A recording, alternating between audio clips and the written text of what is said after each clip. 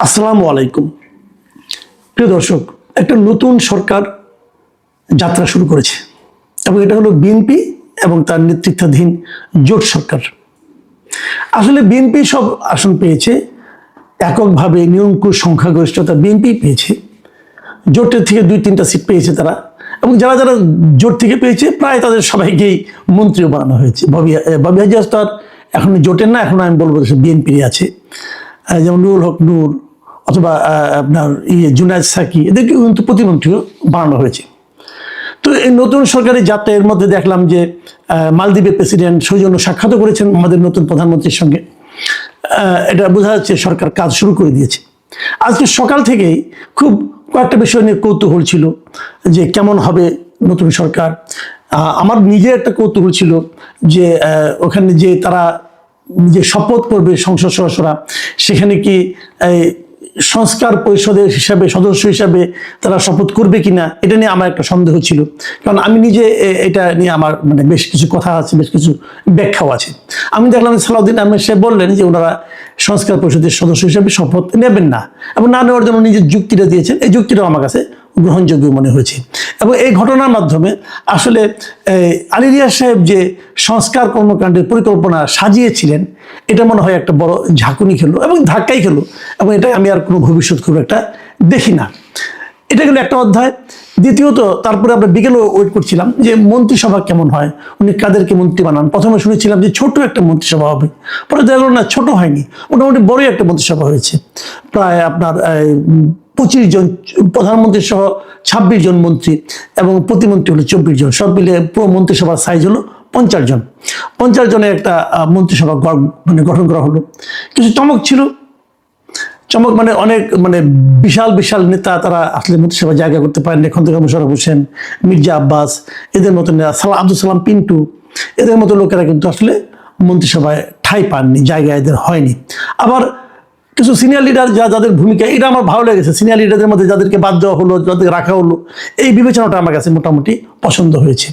কিন্তু আবার খুব আলোচিত কয়েকজন লোক যাদেরকে আমরা প্রত্যাশা করেছিলাম তাদেরকেও পাইনি।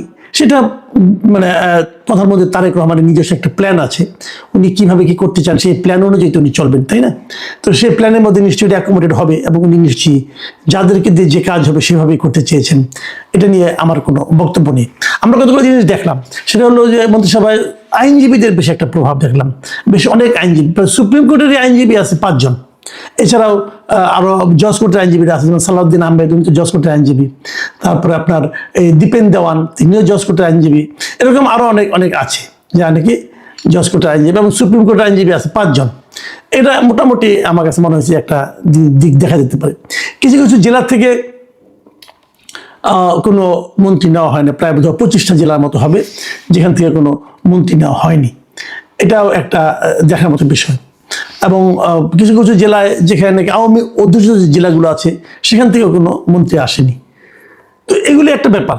কিন্তু এত আলোচনার মধ্যে যে আলোচনাটা সবচেয়ে বেশি মানুষের কাছে গুরুত্ব পেয়েছে, এবং অনেকে আমাকে জিজ্ঞাসা করছে, ভাই এটা কি হলো, ভাই এটা কি হলো। আমি আসলে ওটাকে আজকের আলোচনার মূল ফোকাস করতে চাই। এতক্ষণ যেগুলি বললাম এগুলো ভূমিকা মাত্র, এগুলি নিয়ে তেমন কোনো কিছু বক্তব্য নাই। কারণ উনি ওনার প্ল্যান মতো করেছেন। যেটা নিয়ে আলোচনা করব সেটাও ওনারই প্ল্যানই হয়েছে, সেটা কিন্তু আমাদের কোনো প্ল্যান নাই, আমাদের কোনো বক্তব্য নাই। কিন্তু আমার কেন যেন মনে হয়েছে যে তারেক রহমান সাহেব কেন যেন একটা সমালোচনাকে ইনভাইট করতে যাচ্ছেন এটা নিয়ে।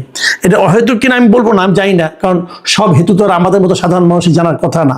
আমরা ধারণাও করতে চাই না, কারণ যেগুলি ধারণার মধ্যে আসে সেগুলো একটু খুব আপনার সুন্দর না, ওইগুলো শুনতে খুব ভালো লাগবে না, কাজে ওই ধারণাগুলো আমি উচ্চারণই করতে চাই না। ঘটনাটা হলো পররাষ্ট্রমন্ত্রী নিয়ে। উনি 2 জন টেকনোক্র্যাট মন্ত্রী কিন্তু নিয়েছেন এখানে, 2 জনই তো দেখলাম মোটামুটি যতটুকু মনে পড়ে, এবং 2 জনের মধ্যে একটা টেকনোক্র্যাট মন্ত্রী যাকে নাকি পররাষ্ট্র মন্ত্রণালয়ের মতো একটা গুরুত্বপূর্ণ মন্ত্রণালয়ের দায়িত্ব দেওয়া হয়েছে। এই পররাষ্ট্র মন্ত্রণালয় হিসেবে নেওয়া হয়েছে মিস্টার খলিলুর রহমানকে। উনি অনেক পরিচিত একটা নাম বাংলাদেশের, আগে কেউ চিনত না। এই ইউনূস সরকার আসার পর উনি বিখ্যাত হয়ে উঠেছেন। উনি ইউনূস সরকারের অন্তর্বর্তীকালীন সরকারের জাতীয় নিরাপত্তা উপদেষ্টা ছিলেন। এই মিস্টার খলিলুর রহমানকে নিয়ে তখনই, যেদিন ওনাকে নিরাপত্তা উপদেষ্টা হিসেবে নিয়োগ করা হয়েছে, তার আগে উনি রোহিঙ্গা বিষয়ক কি ছিলেন, উপদেষ্টা ছিলেন, এবং তারপর ওনাকে নিরাপত্তা প্রতিষ্ঠা করা হয়। পরে ওনাকে বিমানের যে বোর্ড আছে সেই বোর্ডের মেম্বারও করা হয়। মানে মন্ত্রিত্ব দুইটা মানে মন্ত্রিত্বের মতো পদের থেকে উনি বিমানের বোর্ড মেম্বার হয়েছিলেন। কেন হয়েছিলেন? নিশ্চয় ওনার আগ্রহ ছিল। তো এরকম একজন ব্যক্তি, এবং যাকে নিয়ে শুরু থেকেই বলা হচ্ছিল যে উনি একজন দ্বৈত নাগরিক। শুরু থেকে যখন বলা হচ্ছে, প্রথম কয়েকজন উনি কিছু বলেননি, তারপর উনি বলেছেন, চ্যালেঞ্জ করে বলেছেন, না উনি দ্বৈত নাগরিক না, উনি একমাত্র বাংলাদেশেরই ওনার পাসপোর্ট আছে, আর কোনো পাসপোর্ট নাই।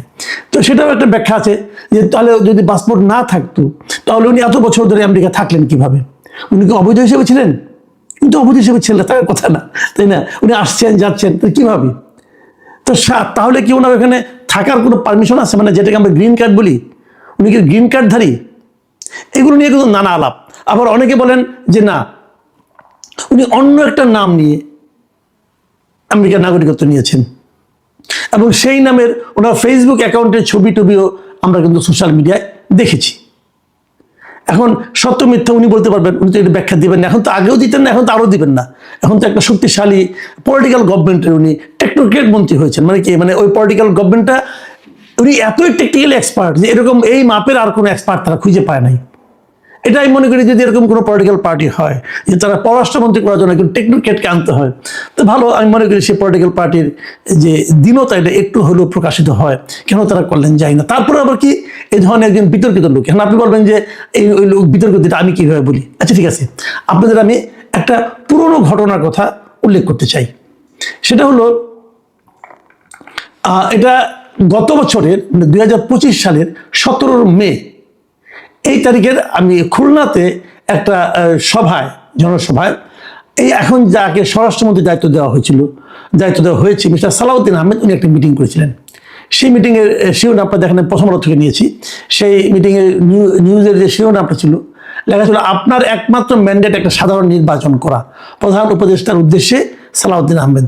মানে সালাউদ্দিন আহমেদ প্রধান উপদেষ্টাকে বলছিলেন আপনি তাড়াতাড়ি একটা নির্বাচন দেন, কারণ আপনার একমাত্র ম্যান্ডেটই হচ্ছে একটা নির্বাচন করা। 2025-এর 17 মে পত্রিকায় এটা প্রকাশিত হয়েছিল। সেই নিউজটা আপনি চতুর্থ প্যারায় যদি আপনি যান, সেখানে কি লিখেছিলেন উনি, আমি আপনাদেরকে একটু পড়েই শোনাই।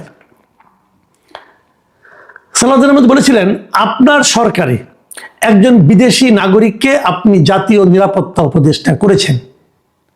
আপনার কি সেই আক্কেল জ্ঞান নাই? একজন বিদেশি নাগরিকের কাছে এই দেশের সেনাবাহিনী নিরাপত্তা সংক্রান্ত রিপোর্ট প্রদান করবে কিভাবে ভাবলেন? খেয়াল করুন, ওনাকে নিরাপত্তা উপদেষ্টা হিসেবে নিয়োগ করে ডক্টর ইউনূস যা করেছেন সেই সম্পর্কে মন্তব্য করতে দিয়ে সালাউদ্দিন আহমেদ সাহেব বলছিলেন যে আপনার কি আক্কেল জ্ঞান নাই? এখন ডক্টর ইউনূসের আক্কেল জ্ঞান নাই বুঝলাম, আপনার সন্দেহ হচ্ছে। এখন উনি তো আপনাদের মন্ত্রিসভায় মন্ত্রী হয়ে গেলেন, পূর্ণমন্ত্রী, উপদেষ্টাও না, সাময়িক সময়ের জন্য না, কিন্তু পূর্ণভাবে একটা মন্ত্রী হয়েছেন উনি। এখন আমরা কার আক্কেল কার জ্ঞান খুঁজবো বলেন?